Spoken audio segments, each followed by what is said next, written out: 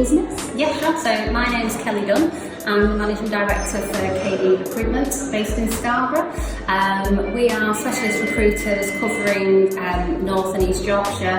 We recruit for commercial roles such as HR, admin, marketing, procurement, accountancy and finance, logistics and supply chain roles across both public and private sector companies.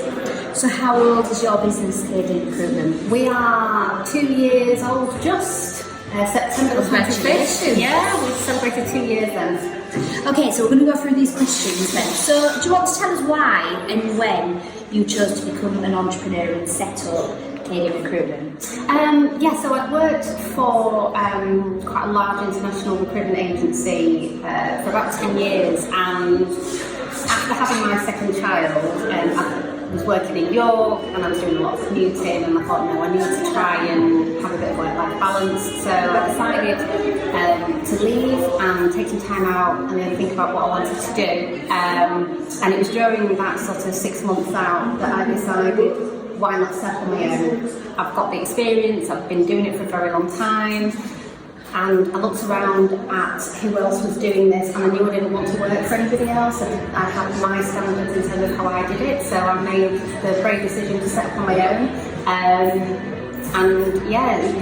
It took about 3 to 6 months to get it all going, but yeah, it's been brilliant. Oh, well done. So tell us on average, how many hours per week do you spend working on your business? Right, so I would probably say when I first started, it was just me. And sort of adding it up, I think I worked out maybe 45 hours a week in the office, but with everything I'm doing at home, you're looking at 60 plus hours a week. Quite a lot of hard work at the beginning for the first sort of 12 to 15 months. And how do you find the workload? Do you find it increases over time? Yeah, I think the busier you get, the more business development you do, the more you kind of sort of drive it forward, and the more clients you get on, the more your workload will increase. And that was one of the reasons why I knew I needed to bring somebody on, because I was having my own life. Exactly. Yeah. And so, delicate question, so how is business going? Is it profitable? It is, yeah. I set a target in the first year, which I thought was quite a reasonable target, and we doubled that in the first year. And then the target that I've set for this year, probably, I think I said about 20% growth, and we're going to hit about 35%. So really, really good. Absolutely excellent. So talk about your pain points in the business. What do you find difficult? At the moment, it's trying to run the business and do my job. So as a recruitment consultant, that's what I need to do to drive the business forward, but I'm struggling to find the time to do that. A lot of running the business and managing the business, managing staff, doing all of that side and looking at new ways of driving it forward. So it's trying to balance effectively, really. So let's get down to first employee. When did you know it was the right time?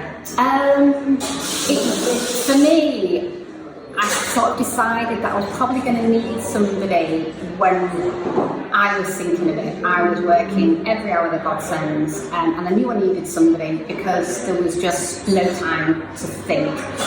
But I struggled in terms of who I needed. So I had to sit down and kind of weigh up all the options. Did I need a salesperson? Did I need another consultant? Did I need an administrator? And looking at all the sort of the pros and cons, it was a want versus a need. So I knew I wanted a salesperson, I knew I wanted a consultant, but actually I realised that I probably needed some admin marketing support, because if they could take that off me, I could then do the sales and the business development and the recruitment consulting side. I can do that, that's what I'm good at, and that kind of helped me make that decision. Excellent. So we've covered weighing up that decision. Do you find, did you have enough advice and support for taking on that employee? I did. I think because I run a recruitment agency, I'm fully aware of the process and the legalities of how to recruit and what you need to do in terms of putting a job description together, making sure that you recruit without discriminating. So this is all kind of what I do with a lot of businesses and give them advice and guidance on a daily basis. But one of the things that I needed to make sure that I had was the contractual information.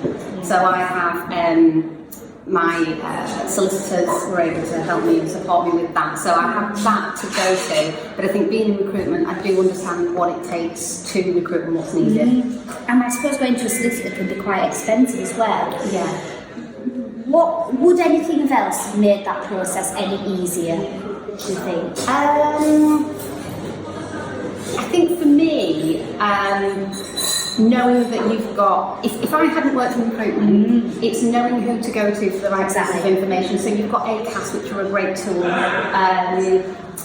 You've got different organisations can give you legal support. So, for instance, we're a member of the REC, the Recruitment and Employment Confederation, and being a member of them also gives me the benefit of having access to a lot of contractual documents specific to my industry.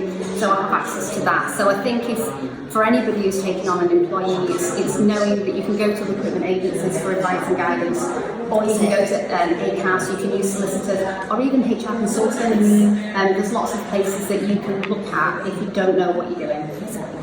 Excellent. So, what do you think has been the greatest learning curve as a new employer? Would you do anything differently? For me, the greatest learning curve is learning how to manage staff.